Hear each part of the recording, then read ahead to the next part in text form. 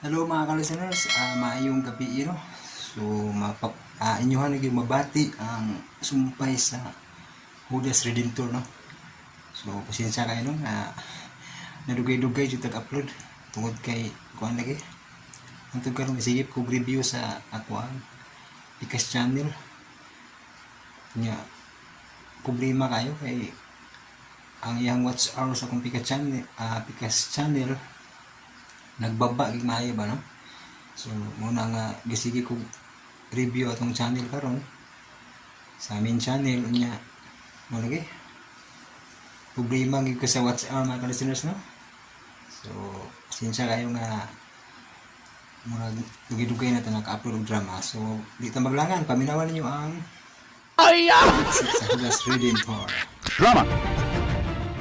og mo ito mga listeners no, ang part 6. So ang atong masunod siguro sa aning drama ha, ang kuan matagtakdol sa buwan kay ang basura ka lang kulangan pag isa ka episode muna nga mas mauna na ko ang matagtakdol yun no.